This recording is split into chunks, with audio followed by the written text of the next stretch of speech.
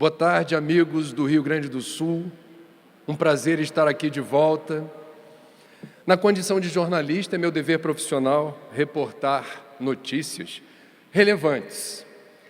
Eu gostaria de começar essa conversa checando direitinho se vocês aqui têm noção do que de importante, de relevante aconteceu no mês passado.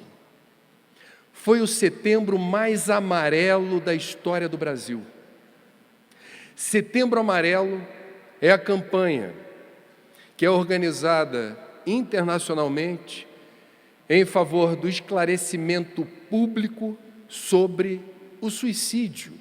E jamais se viu no Brasil tantas redes sociais conectadas, tantos voluntários do CVV na rua, levantando simbolicamente através da cor amarela a importância de quebrarmos um tabu em favor da saúde pública. Conselho Federal de Medicina, Associação Brasileira de Psiquiatria, jornadas científicas, seminários, palestras, até encontros de jornalistas. Houve por aí tentando avançar o debate na sociedade sobre um problema de saúde pública que acontece hoje no Brasil e no mundo. Vários monumentos históricos foram iluminados com a cor amarela. No Rio de Janeiro, o Redentor apareceu amarelão em favor da vida e da informação que pode salvar vidas. Curiosamente, durante setembro, um colega meu, vou chamá-lo de amigo porque quando ele esteve na emissora onde eu trabalho, nós confraternizamos de forma muito sadia e espontânea, Ricardo Boechat, na emissora co-irmã de rádio onde ele é âncora, permaneceu uns dias afastado e ninguém da rádio explicou a razão. Quando ele voltou para o trabalho, no microfone da rádio, ele, por livre e espontânea vontade, resolveu compartilhar a razão pela qual permaneceu 5 ou 6 dias afastado. E ele disse com muita coragem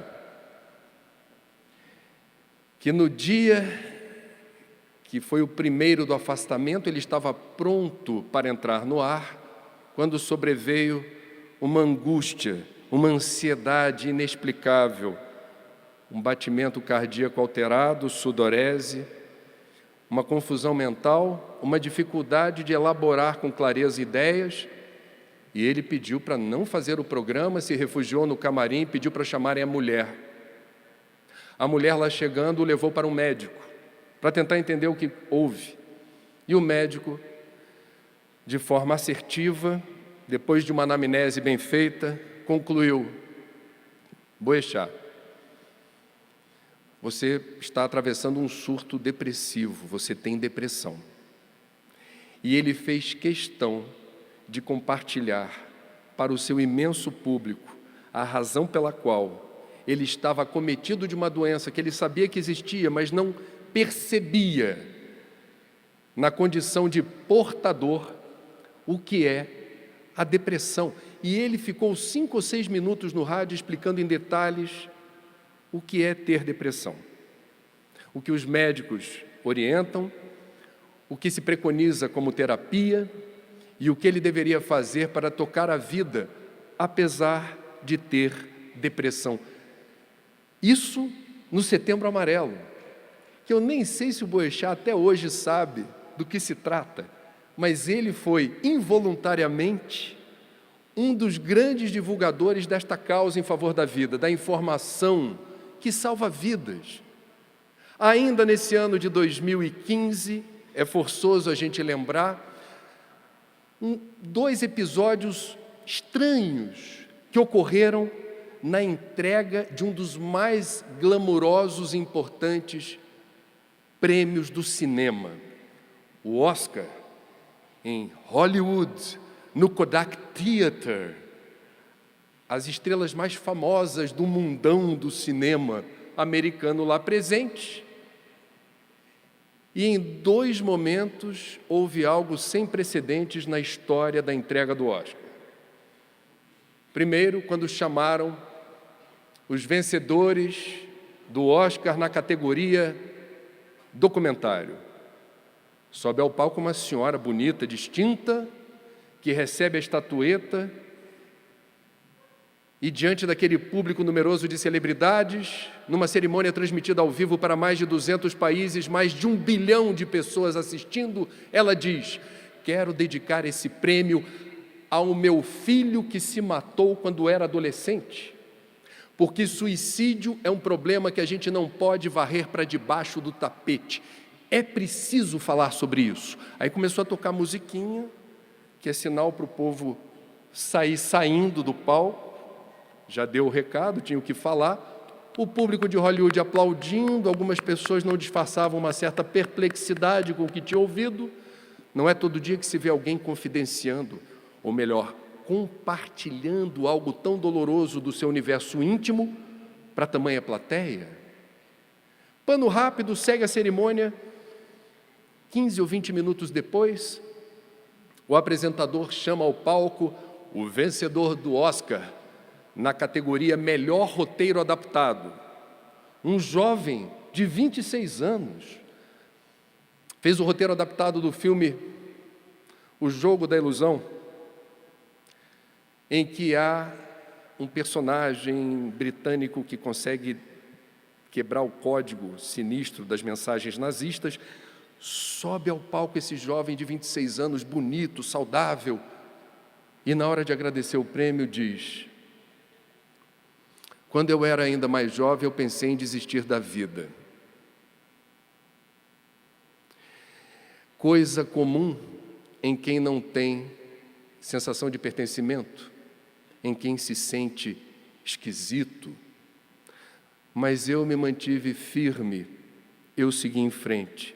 E hoje eu estou aqui para dizer para todas as pessoas que sofrem por não terem sensação de pertencimento, por se sentirem esquisitas, que sigam em frente, que permaneçam firmes, para que um dia vocês possam dizer para outras pessoas o que eu aqui estou dizendo para vocês.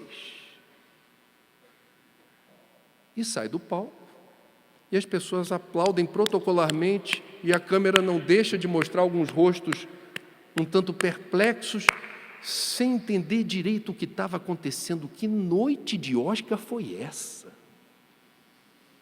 O que leva duas pessoas a compartilharem aspectos das suas intimidades, histórias dolorosas, de superação, de dor extrema, em público?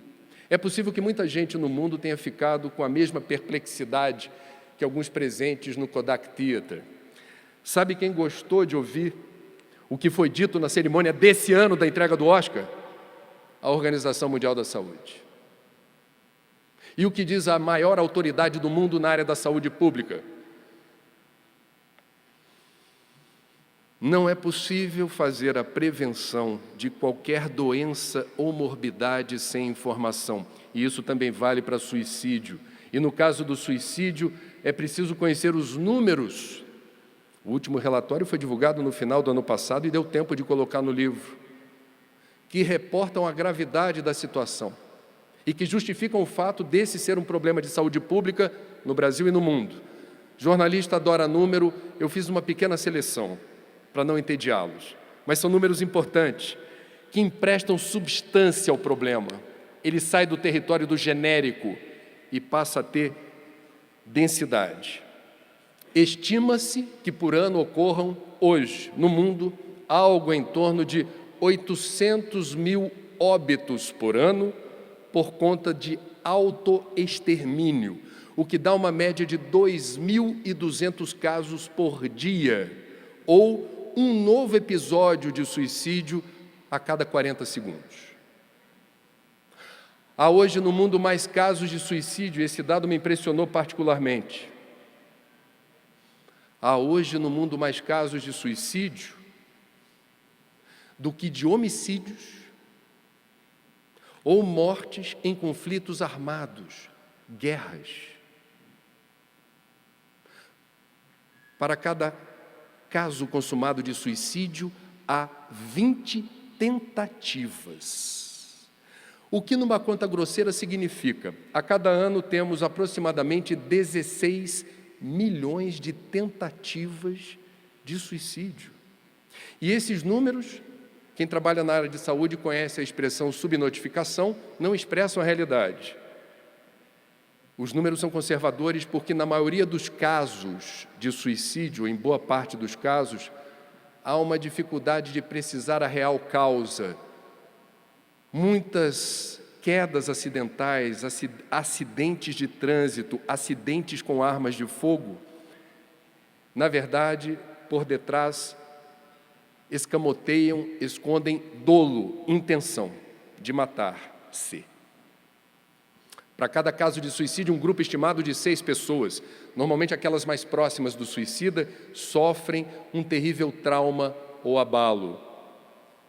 Vejam, o gênero de estresse mais intenso, isso por pesquisa, da humanidade, é a perda dos entes queridos.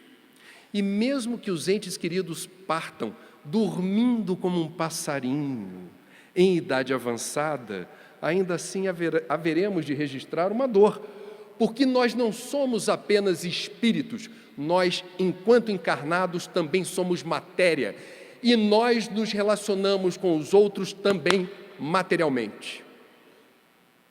Especialmente nós latinos. Nós que mal conhecemos alguém e já damos abraço, aperto de mão e beijo. Quem é do hemisfério norte vem para o Brasil, chega no aeroporto, hello, aí vai dando a mão e o corpo faz assim, e a gente já, oi. Tudo bem? Ao longo de uma vida, as pessoas mais próximas e queridas, a gente gosta de apertar a mão, dar abraço, dar beijo, cafuné, massagem no pé, gosta de ver a pessoa perto, gosta de sentir o calor, a gente gosta de ouvir a voz.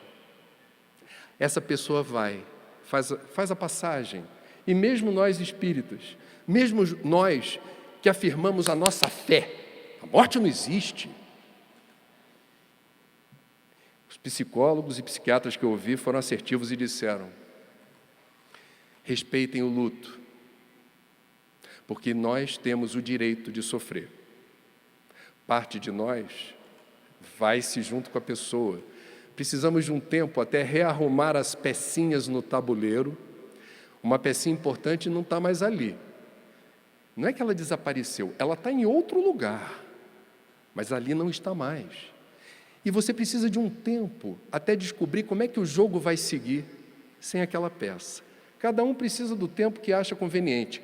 Desrespeitar o tempo pode ter aí uma semente de uma doença, uma patologia, eventualmente grave, porque você asfixiou uma resposta previsível e humana que é a da dor da perda de um ente querido.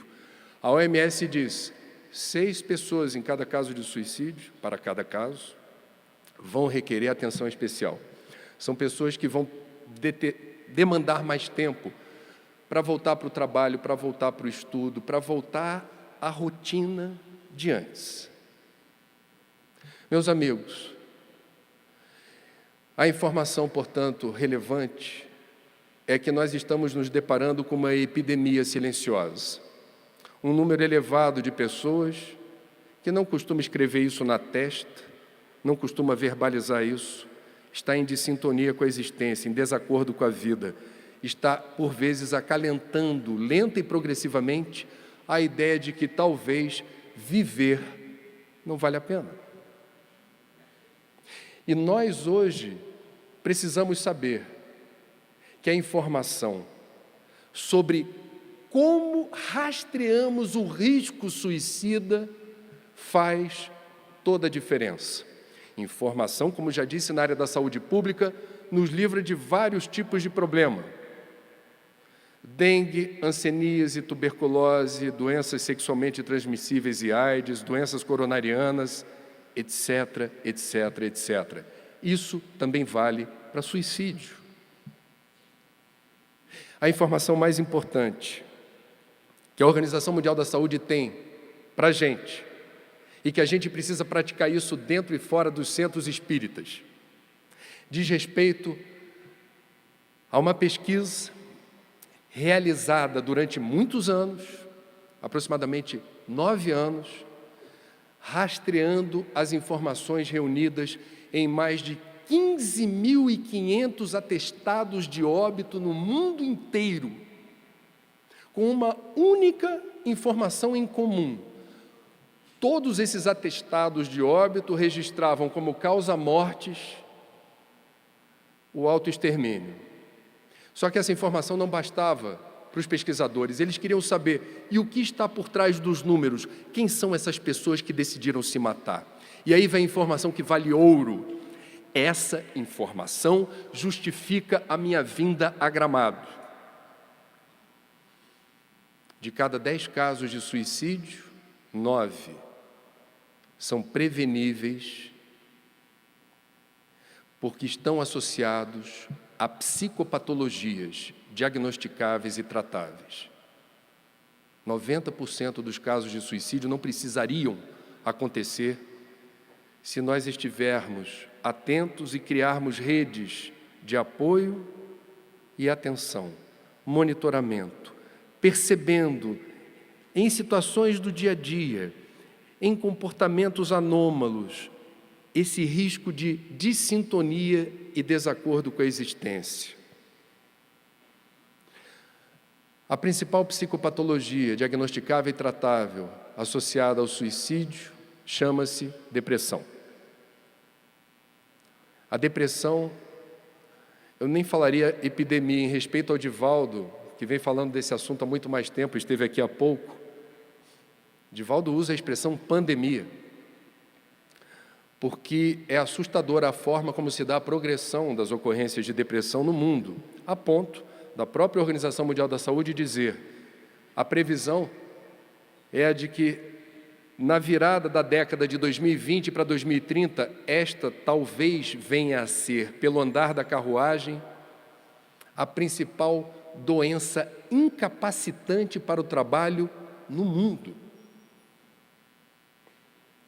Depressão, como a gente sabe, é diferente de estado depressivo. Estado depressivo faz parte da vida.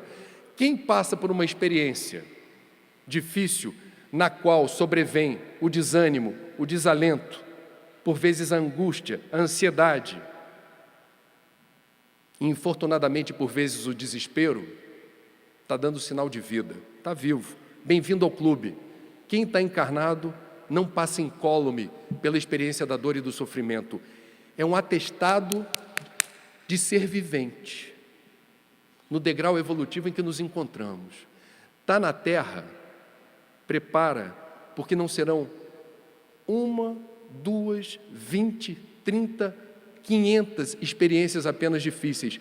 A vida nos convida à superação toda vez que um obstáculo, uma dor, um sofrimento nos acomete. É um convite à evolução.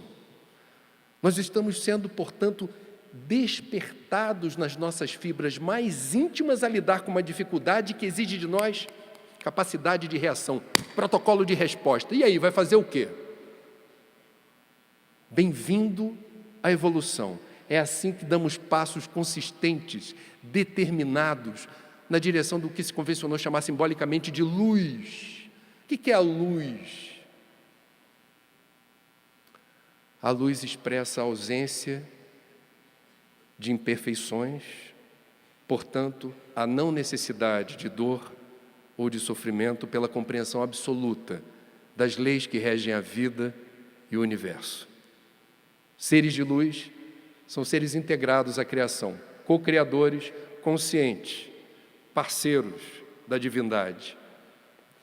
Vai levar um tempo para a gente chegar lá. Nesse momento, basta sabermos que estado depressivo significa estamos sendo instigados a trabalhar a musculatura, senão ela fica atrofiada. Musculatura espiritual precisa ser instigada o tempo todo a alcançar um determinado tônus, um tônus vibracional. Precisamos seguir em frente, vida que segue, vai passar, tudo passa. No fim, tudo dá certo. Aí todos os clichês são bem-vindos. São nutrientes para a alma acreditar que o que hoje incomoda de forma absurda, amanhã não vai mais incomodar. Vai passar. E como é difícil, quando estamos nesse estado depressivo, acreditar que vai passar. Mas passa. O problema não é o estado depressivo. O problema é um desafio civilizatório. É o que a gente está disposto a fazer para encarar a depressão. Do ponto de vista espiritual, através de Divaldo, Joana de Ângeles, na série psicológica, nos dá verdadeiros tratados de compreensão da gênese da depressão, invariavelmente associada a um estado de culpa. Quando o espírito, em vidas passadas, traz na bagagem erros, equívocos, omissões, ações que determinaram prejuízo ao próximo, sofrimento e dor ao próximo, e quando nós, renteando nessa trajetória trevosa, sem acordar para essa evolução que se faz necessária, é a razão pela qual estamos aqui, numa palavra, o que fazemos encarnados no planeta Terra? Se você perguntar isso para um espírita, a resposta é fácil. Estamos aqui para evoluir. O resto vem de brinde. A razão pela qual encarnamos é evoluir. E quando a culpa, a fragilidade, a vulnerabilidade, há risco. O risco desse germe, dessa sementinha, quando não tomamos as decisões acertadas em favor da evolução, quando não nos alimentamos dos nutrientes espirituais necessários para fecundar em nós essa luz, a providência divina, as leis que regem a vida e o universo, permitem que ecloda a alteração na bioquímica do cérebro. Os prejuízos da passagem do bastão entre os neurônios, as sinapses cerebrais, a letargia, a prostração, o desânimo visceral. E não adianta instigar o depressivo evocando a vontade. Levanta-te e anda. Não costuma funcionar bem assim. Quem vos fala teve em casa, há muitos anos atrás, a experiência de testemunhar uma pessoa muito querida, portadora de depressão. Melhor seria se essa pessoa tivesse uma perna quebrada, um arranhão com vários pontos, um galo na cabeça, algum tipo de problema físico visível, fácil da gente olhar e perceber o problema. O problema está visível, eu estou vendo o problema. A depressão não é visível. E a pior coisa que você pode dizer para um depressivo é: você tem amigo, você tem família, você tem emprego, você tem dinheiro, você tem beleza, você tem força, você tem juventude. Teu time foi campeão brasileiro. Você bateu foto com o Divaldo.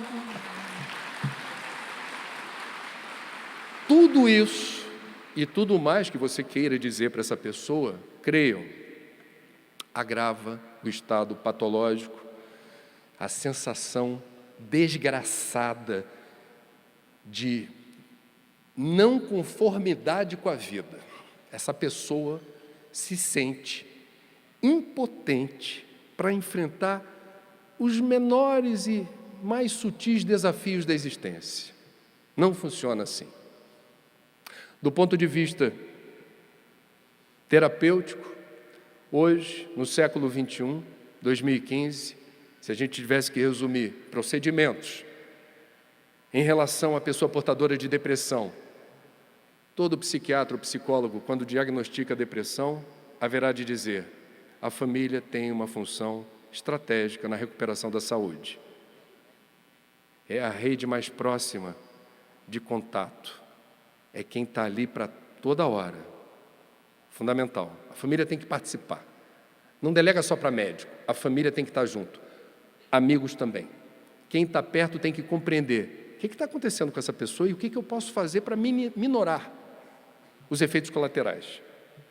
Do ponto de vista estritamente terapêutico médico, o antidepressivo, substâncias químicas que possam regular essas sinapses cerebrais e a pessoa voltar a ter ânimo para levantar da cama, abrir a janela, atender o telefone, comprar pão do outro lado da rua. Não resolve a causa da depressão, mas alcança a dimensão física do problema. Ajuda.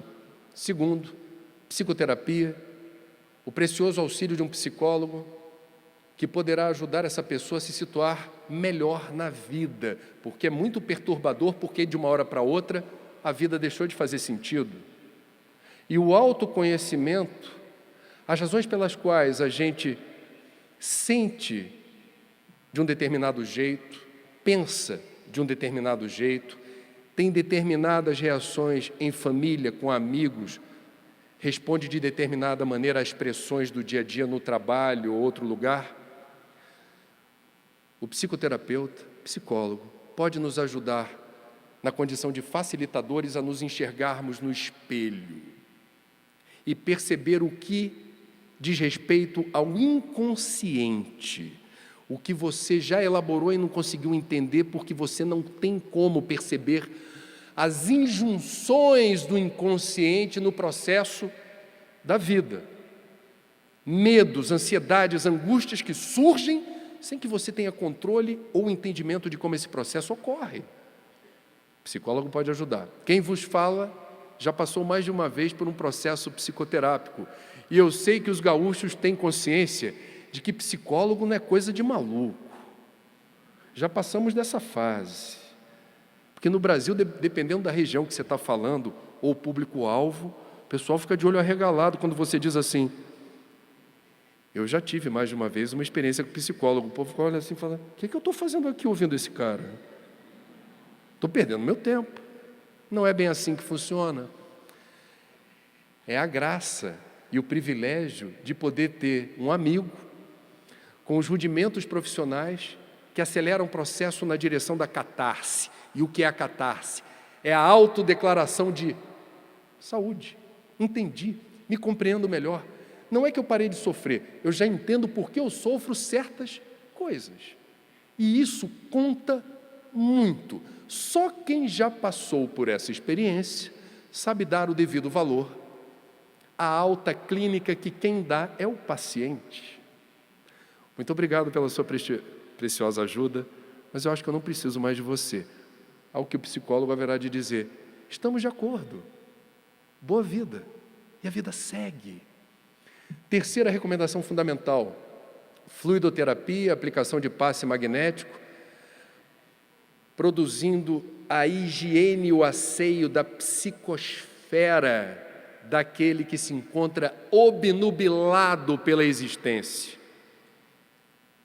A psicosfera é o campo eletromagnético que nos cerca, é esse halo, essa aura estendida que todos nós temos e que reflete, com muita precisão, uma soma de fatores, entre os quais a frequência do meu pensamento, a frequência dos meus sentimentos, das minhas emoções, o meu estado clínico do momento, o somatório de todas as minhas encarnações até aqui. É um conjunto de informações que se reflete num padrão luminoso mais ou menos intenso, no caso do depressivo, é uma cor cinza, como o dia de hoje aqui em Gramado, nesse inverno gostoso. Aqui o cinza tem outra conotação, mas o cinza do depressivo é um cinza de uma existência sem luz, triste. E essa psicosfera revela não apenas a cor, mas a forma como esse campo eletromagnético se reveste. E o odor, porque nós não sentimos, mas no plano espiritual há registros na literatura espírita dos odores desprendidos por esse campo eletromagnético. E no momento do passe, num centro espírita sério, eventuais más companhias são os obsessores, que segundo o psiquiatra Jaider Rodrigues de Paula, estão presentes em pelo menos 65% dos casos de depressão. Nós estamos muito mal acompanhados espiritualmente. No centro espírita sério, o que acontece? Entra na instituição, tem o segurança espiritual na porta. Que nem boate. Para entrar aqui, tem que estar autorizado. O obsessor entra. Se a cúpula espiritual da casa achar que pode. E se entrar é para se comportar direitinho. Não vai ficar acopladinho lá a sua vítima, não. Ou assiste lá do fundo ou espera lá fora. Quem entra e participa do passe. Eu gosto muito dos livros do Martins Peralva, didático, pedagógico, explicando o que é o passe magnético. E aí tem toda a ilustração, mostrando como se dá, já desde o campo sutil, a intercorrência entre o espírito, o médium, que precisa se cuidar, do ponto de vista da higienização mental, do tipo de alimento, protocolos em relação a sexo e protocolos em relação a evitar discussões ou vibrações pesadas, para ser um bom condutor. De quê? De fluidos medicamentosos amorosamente recolhidos no plano espiritual e que são projetados na direção daquela psicosfera débil, doentio, e ocorre nesse momento a profilaxia. E essa profilaxia dá um alento, é uma trégua. É o suficiente? Não. O principal dever de casa cabe a quem? Aquele que já se dispôs a ir ao centro, às vezes nem é espírita, e não tem problema nenhum, toma o passe, e ao tomar o passe, precisa se dar conta de que ele não pode ser passivo. O passe exige de nós a participação, no mínimo não atrapalhar. E não atrapalhar não é pouca coisa, no mundo de provas e expiações. Direciona o pensamento, pensa numa paisagem bonitinha, reza, mentaliza Jesus. São várias as táticas. O importante é não atrapalhar, não ser reflexivo. E aí nós temos o pacote mínimo de sobrevivência no mundo de provas e expiações, ser acometido de depressão. Vai passar. E o mais interessante, no livro a gente reúne experiências de pessoas, como o meu xará, colunista do New York Times, Andrew Solomon, escreveu um livro interessantíssimo, a gente conta aqui, O Demônio do Meio-Dia, que é a forma como ele explica, ou como ele chama, a depressão. O demônio do meio-dia. O momento do dia mais luminoso tem um demônio do teu lado, chamado depressão. E ele aprende a negociar com a depressão, como o Divaldo nos ensina a negociar com a angina no peito. Vocês já viram o Divaldo reportando: Angina, minha querida, agora não. Dá uma trégua, preciso trabalhar. Olha o que você vai fazer comigo. Mesmo quando, dependendo do tipo de depressão, não há perspectiva de cura, isso não é propriamente um problema. Como lidar com isso é o grande desafio e a grande questão. É possível ter qualidade de vida na condição de portador de depressão. Essa informação vale muito e muitos não sabem que isso é possível. Não vou reportar aqui outras psicopatologias, quais sejam. A primeira delas e mais importante, eu já falei, depressão. Em segundo lugar, segundo a OMS, psicopatologia associada a risco suicida, uso de substâncias químicas, ou seja, drogas lícitas ou ilícitas. 5 letrinhas, droga. O que significa droga? Droga significa a capacidade que uma substância tem de alterar o funcionamento do sistema nervoso. Qualquer droga. Cigarro altera o funcionamento do sistema nervoso? Droga. Uma cervejinha altera o funcionamento do sistema nervoso? Droga. Maconha, crack, cocaína alteram? Droga. Vou estigmatizar droga por princípio? Não. Existem as drogas do bem, existem as drogas que permitem que a gente tenha, inclusive, mais conforto. Entretanto, elas precisam ser ministradas de forma ética por especialistas. Razão pela qual, atenção, no país que é campeão mundial de farmácias por metro quadrado, onde a automedicação parece ser a regra e não a exceção, O boca a boca está aprontando, o boca a boca está a serviço daqueles que do lado de lá não gostam da gente. Chega nesse momento, eu não gosto de dar nome aos bois, mas eu vou dar um nomezinho, porque parece ser um remedinho muito popular por aí. O povo do Rivotril, depois na edição corta, para não fazer propaganda, tem um povo do Rivotril que não recebe a indicação médica que precisa existir, mas vai tomando por conta e risco, e não sabe o tamanho da encrenca que pode acontecer, porque toda droga, por princípio, pode causar dependência. E a dependência é o maior inimigo que a gente pode ter numa encarnação que passa tão rápido, é tão fugaz a vida na Terra, ela passa tão rápido. E passar parte da vida lutando contra a dependência química é algo que vai requerer de nós muita atenção e zelo. Segundo aspecto que envolve risco suicida, o uso de substâncias químicas, lícitas ou ilícitas. Atenção! Aí vem esquizofrenia, transtorno de personalidade, etc. Eu vou virar a página, vou para outro capítulo do livro, onde a gente não está falando das psicopatologias, mas nós estamos falando de um ambiente que pode ser hostil ao desejo de viver. Não é fator de risco suicida, mas eu diria, é uma psicosfera que não torna a vida muito agradável e não nos deixa muito felizes em estarmos vivos. Nós temos algumas situações que merecem atenção. Eu vou citar muito brevemente algumas delas. Por exemplo, o que significa no Brasil, que é uma sociedade machista e patriarcal, ser mulher? Eu estou falando de mulher no século XXI, ano de 2015. Eu vou dar números aqui. Segundo o IBGE, não está fácil para mulher não, porque você vai pegar mulher e homem, mesmo tempo de escolaridade, mesmo nível de instrução, mesma profissão. Por exemplo, contabilista. Trabalham no mesmo lugar em Porto Alegre, mesma carga horária, mesma função. Segundo o IBGE, estatisticamente, não recebem o mesmo salário. Esse é o país em que o papel da mulher, amanhã é domingo, quem quiser ver televisão, essa é outra parte que eu acho que vai ter que cortar junto com o Rivotril. Quem quiser ver, está por aí na TV. O papel relegado à mulher no ano de 2015, no terceiro milênio, quando em determinados programas, ela não está ali para falar, ela não está ali para interagir, compartilhar seus pensamentos, seu conhecimento.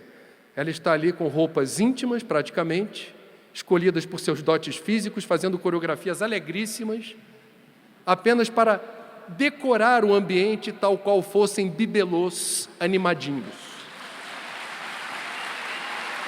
No intervalo comercial,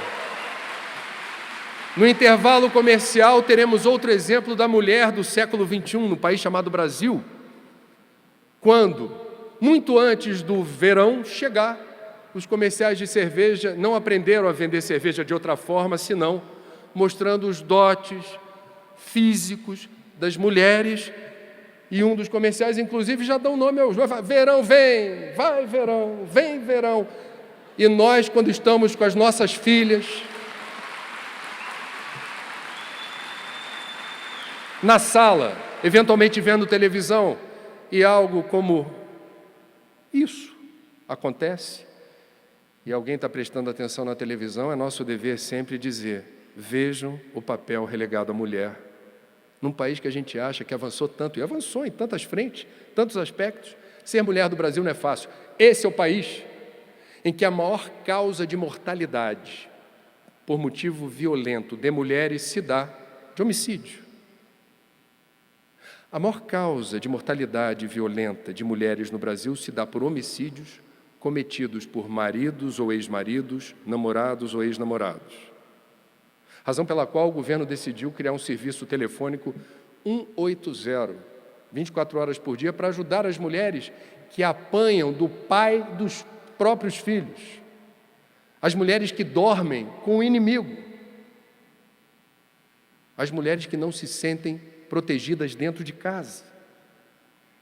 Vejam, não é que uma mulher nessa situação cometa suicídio. O que eu estou querendo dizer aqui é o seguinte: são muitas mulheres nesse país que, por várias razões, dependendo dos fatores de temperatura e pressão, se sentem em desacordo com a vida, não se sentem estimuladas a seguir em frente e precisam de ajuda, precisam de coragem, precisam reinventar a existência.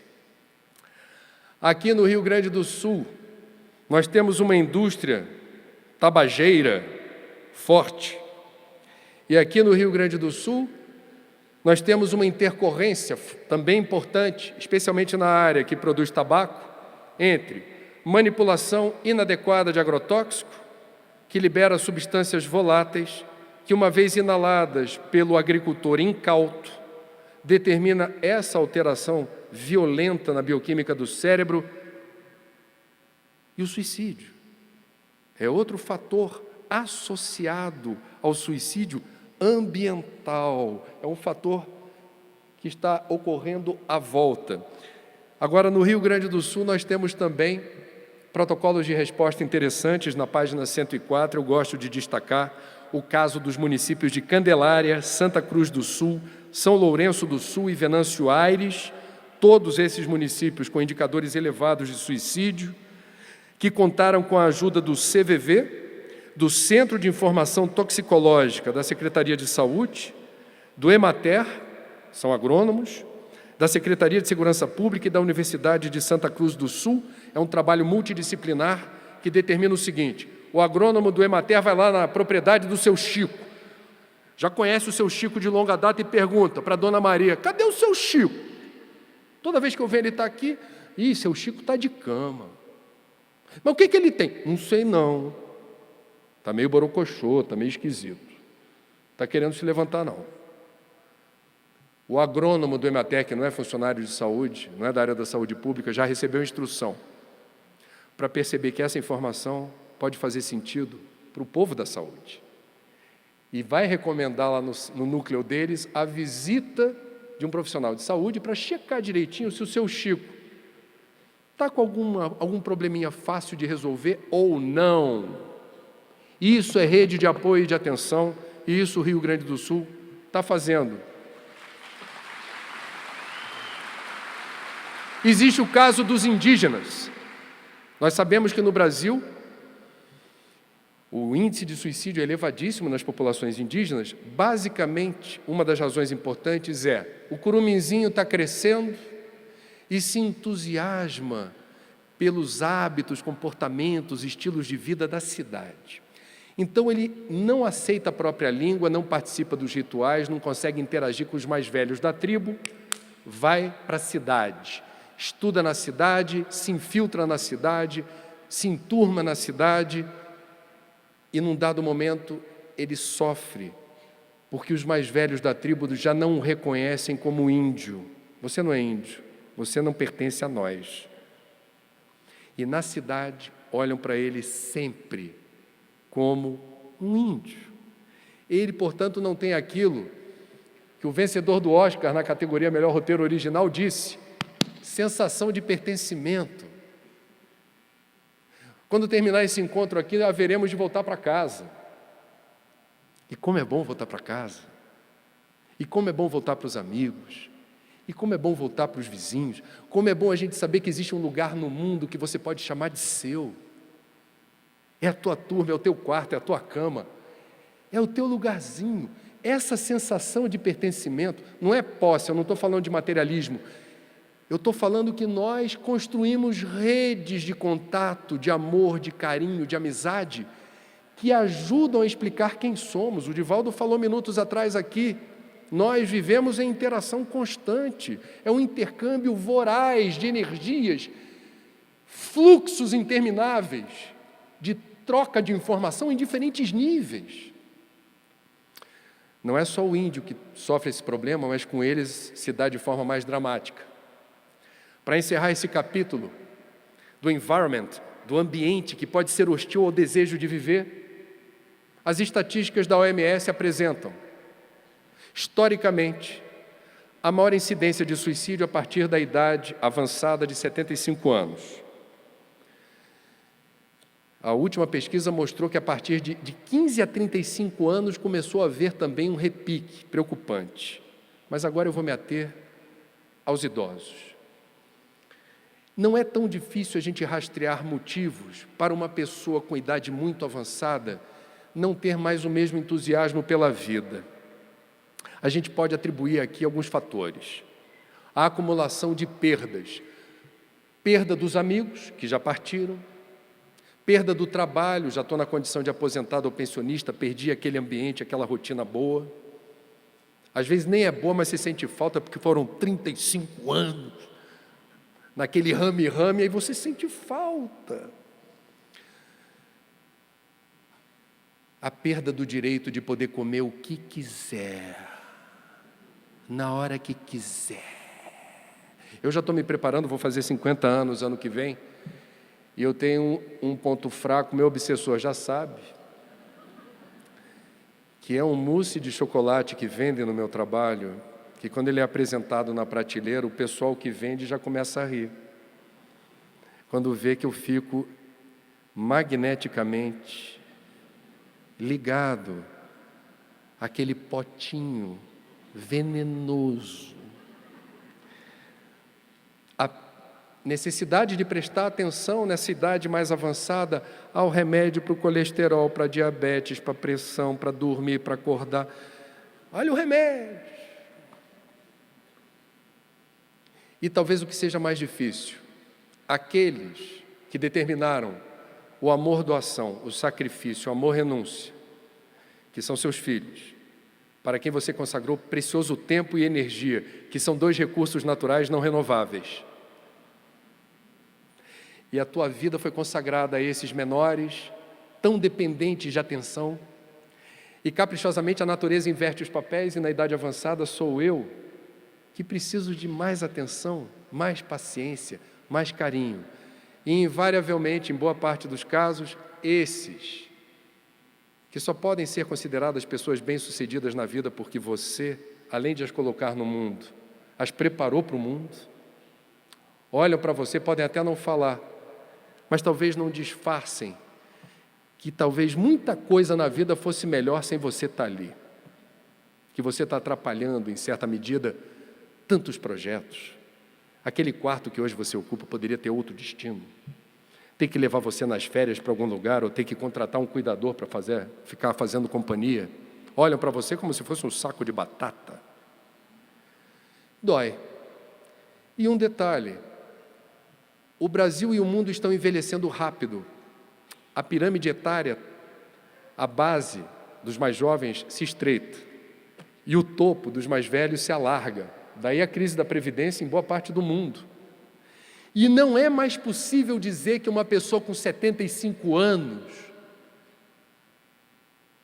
esteja pronta, vou usar uma expressão cara ao espiritismo, para retornar à pátria espiritual. O mundo mudou. Quem tem 70 anos hoje? Gil e Caetano,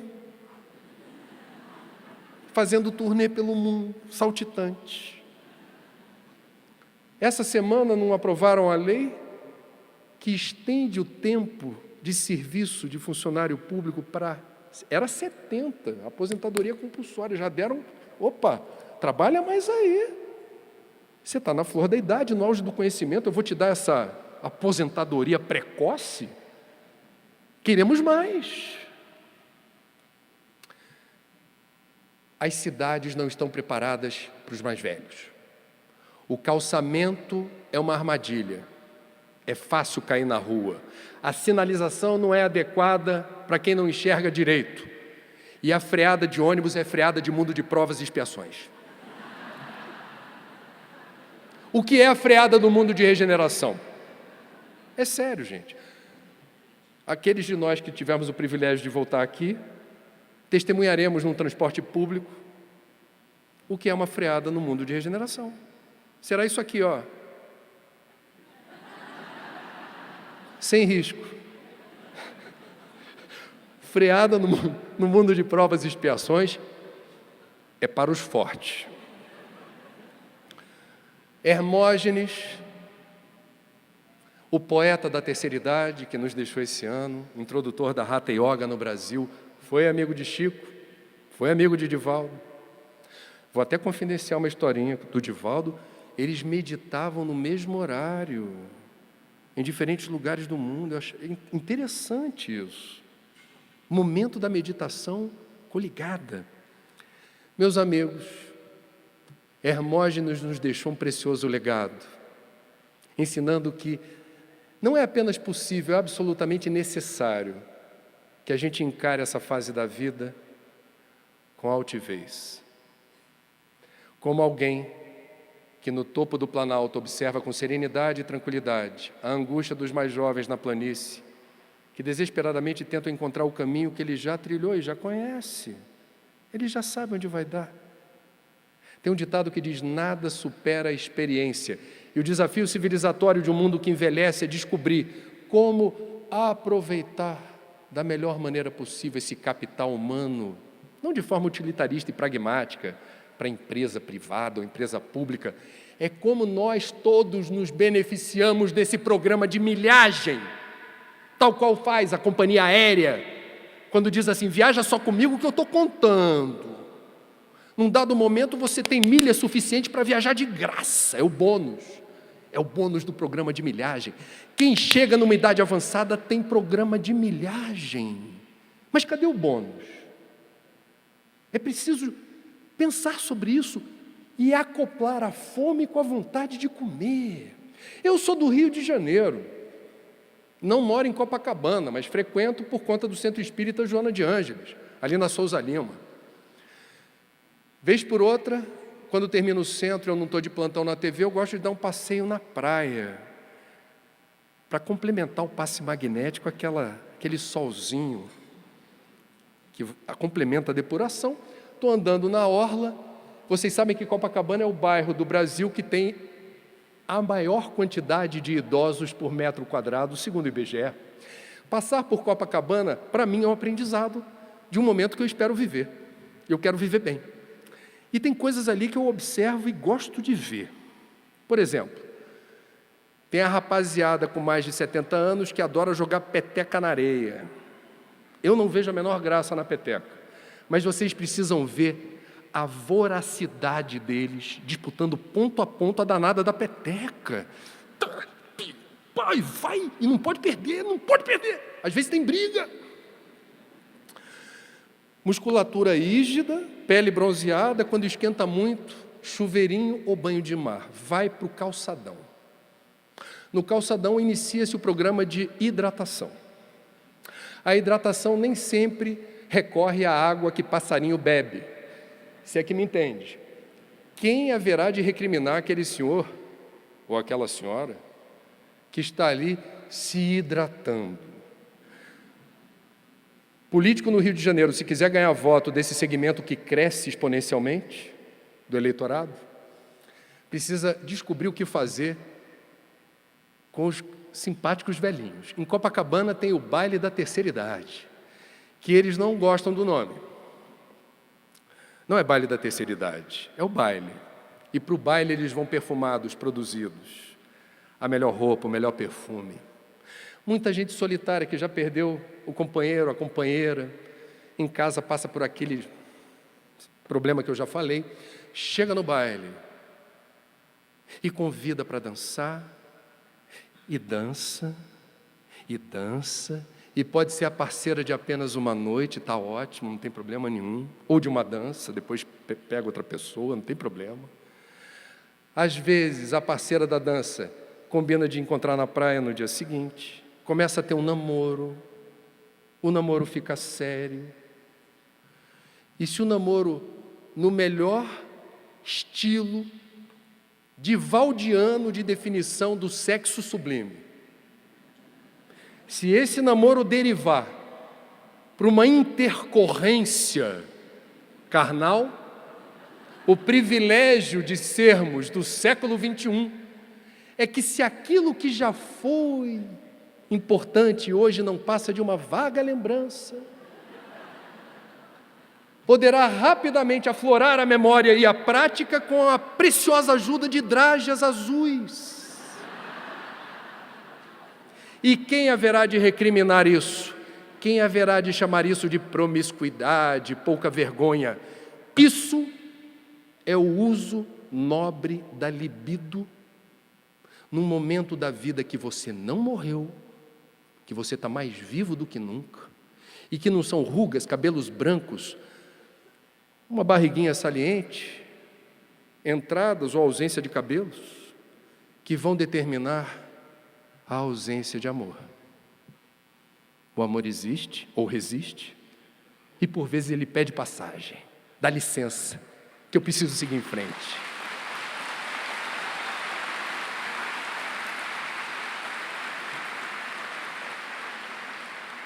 Eu queria homenagear a Lia Luft, é gaúcha. Quando ela fala de perda, é tão bonitinho que eu abri o capítulo 4 do livro, com uma coisinha que ela escreveu bonita. Não queremos perder, nem deveríamos perder, saúde, pessoas, posição, dignidade ou confiança. Mas perder e ganhar faz parte do nosso processo de humanização. Meus amigos, os suicidólogos, eu acho lindo esse nome, se eu não fosse jornalista eu queria ser ou psiquiatra ou psicólogo, suicidólogo. Os suicidólogos fizeram uma descoberta muito importante. Não é possível atribuir a uma única causa, a uma única razão, o suicídio de quem quer que seja. Você pode receber a informação de que alguém se matou porque descobriu-se desiludido amorosamente, foi traído. Ele se matou por quê? Porque descobriu-se desiludido amorosamente. Meus amigos, em sendo verdade que a desilusão amorosa possa matar alguém, quantos de nós estaríamos hoje aqui em Gramado? Eu não estaria aqui. Teríamos um déficit enorme de pessoas, porque desilusão amorosa faz parte do processo de humanização. O que o suicidólogo haverá de rastrear? Ok, o fator preponderante foi a desilusão amorosa. Que outros fatores estão associados àquela pessoa que a tornaram vulnerável à desilusão amorosa? Por exemplo, como foi a infância dessa pessoa? Amplamente estudada essa fase da vida de 0 a 7 anos, quando se forja o caráter, e a criança é uma esponja ambulante que absorve rigorosamente todas as informações à sua volta, principalmente aquelas de ordem emocional. Teve família, teve pai, mãe ou responsáveis atentos, atenciosos, teve colo, olho no olho, afeto, compartilhamento, sinergia. Eu consegui reservar uma parte no meu dia apenas e tão somente para esta criança. Ela se sentiu alvo exclusivo dos meus cuidados, porque isso fica. André, então quem teve família não se mata? Eu não disse isso, mas os suicidólogos afirmam: quem teve infância tem o risco suicida reduzido. É menor o risco suicida. Da mesma forma, este que diz, se matou por desilusão amorosa, possuía, uma pergunta que o suicidólogo faz, alguma crença numa força superior? É uma pergunta importante. Veja que eu não estou falando de religião, nem estou falando de Deus. Crença, subjetivo, numa força superior, seja ela qual for. Porque quando a gente crê numa força superior, você negocia com ela na hora difícil, é ou não é? Como diz no Rio de Janeiro, o bicho está pegando. E eu acredito numa força superior. Eu vou reportar a ela a minha dor. Eu posso fazer isso da forma mais escandalosa possível, gritando, dizendo: você esqueceu de mim, eu sou uma pessoa tão boa, por que comigo? Ou eu vou compartilhar com vocês como eu faço. que eu acho que alguns espíritas devem fazer assim, porque a gente conhece a lei de causa e efeito. A gente não pode cobrar. É outro jeito de lidar com Todo-Poderoso. Você tem que chegar e dizer assim: olha, eu sei que eu estou sofrendo por algum motivo. Está claro. Estou pagando, como se diz, ou estou numa situação difícil porque a lei de causa e efeito está aí. Mas dá uma força que está brabo o negócio. Não está fácil, não. Eu sei que eu tenho meu anjo, meu guia, meu protetor, mas cadê? Que ele seja mais eficiente. Se aproxima, dá uma força, está brabo. Mas a gente tem um protocolo de resposta diferente de quem não tem fé alguma, crença alguma. Meus amigos, o último capítulo do livro, cuja renda é integralmente cedida para o Centro de Valorização da Vida, é o que versa sobre espiritismo, a visão espírita. Em resumo, o que nós espíritas, especialmente na obra de Ivone Pereira, Memórias de um Suicida, mas tantos outros livros que eu recorri para tentar resumir como a doutrina explica o fenômeno suicida e a realidade do suicida no plano espiritual. Em resumo, em nenhuma hipótese o suicídio significa alívio ou solução para os problemas. Em nenhuma hipótese o suicídio significa alívio ou solução para os problemas. Invariavelmente ocorre o contrário. Agrava-se a perturbação. O arrependimento é a primeira resposta do suicida na condição de desencarnado. Dependendo do método empregado, e aí a gente pegou um trecho de uma entrevista dada por Chico Xavier, onde ele didatiza o problema causado pelo método empregado para se matar, dependendo da parte do corpo escolhida para colapsar as funções orgânicas, esta parte do corpo, na sua matriz espiritual, ou seja, no perispírito, continua abalada. E na condição de forma, esse perispírito haverá de reproduzir em encarnações seguintes esse abalo no plano material. O corpo físico registrará esse abalo.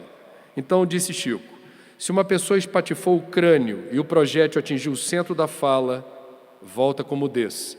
Se atingiu apenas o centro da visão, volta cega. Se atingiu determinadas regiões mais complexas do cérebro, vem em plena idiotia.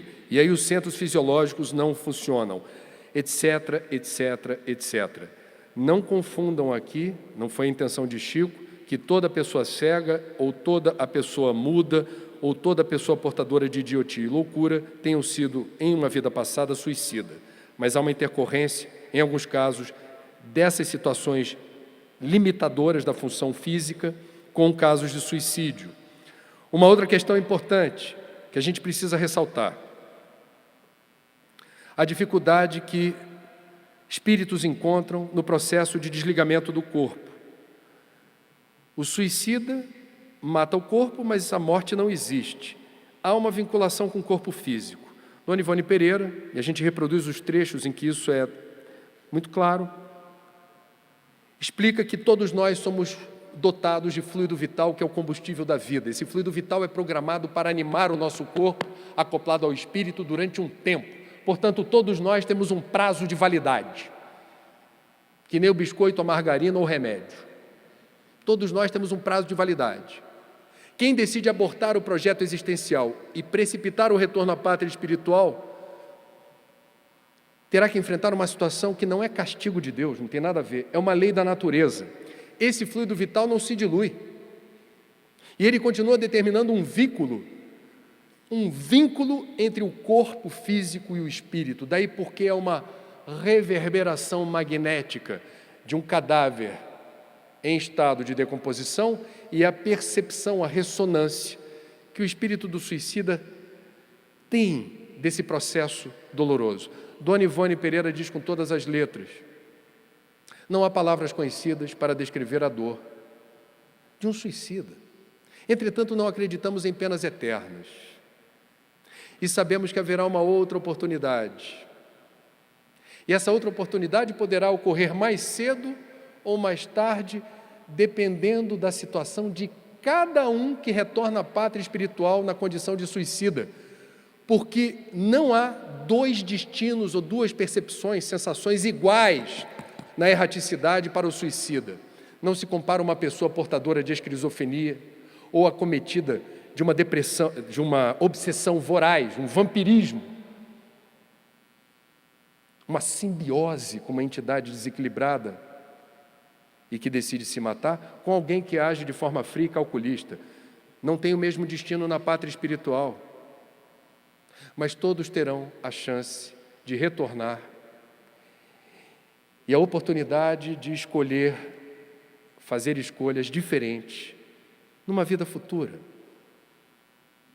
Kardec chama atenção para o fato, em O Céu e o Inferno, que existe também a possibilidade de um suicídio indireto. Suicídio indireto, grosso modo, é aquele que exaure rapidamente esse fluido vital, esse combustível da vida para funções não nobres, não edificantes, pelo contrário, deletérias, de baixo teor vibratório.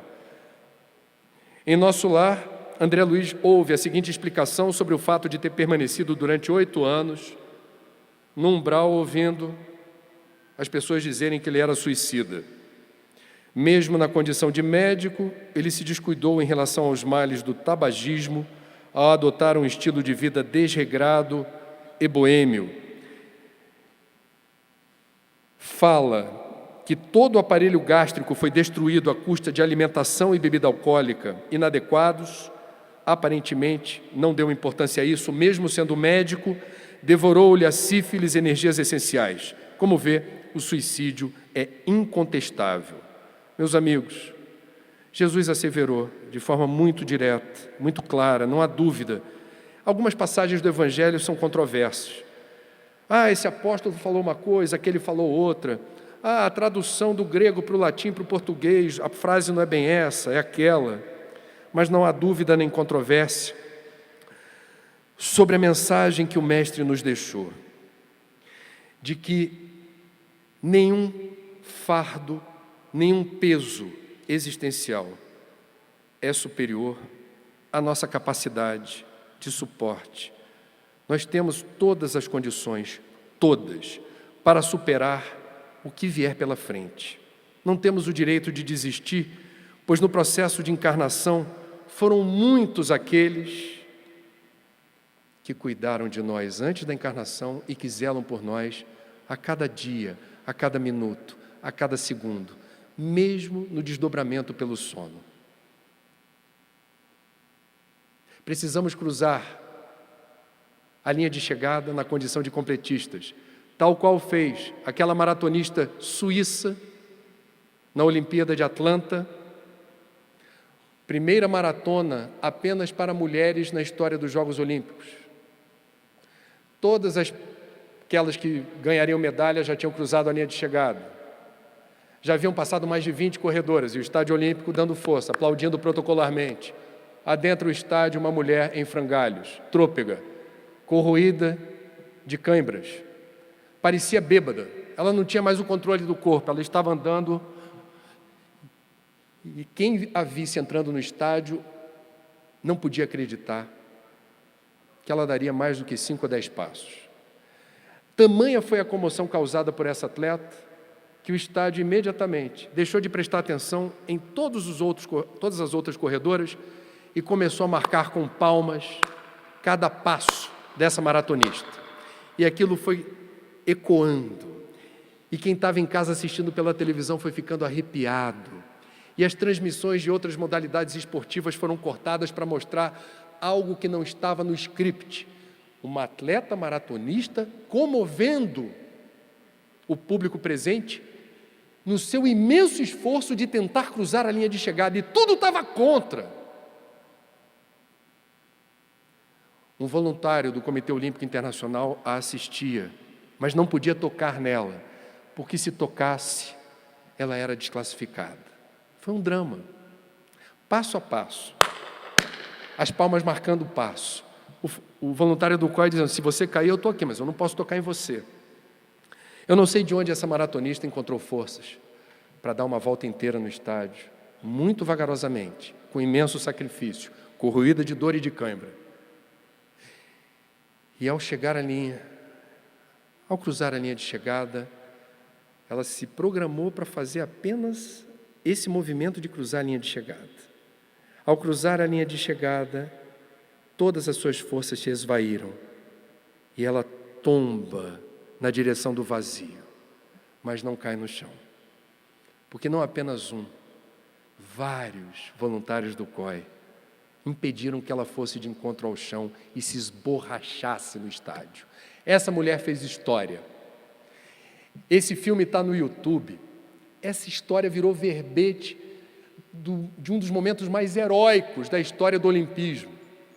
E tal qual a atleta suíça, também nós, por vezes, fraquejamos, sentimos dor, cãibra, não acreditamos que ainda há uma volta inteira para ser trilhada.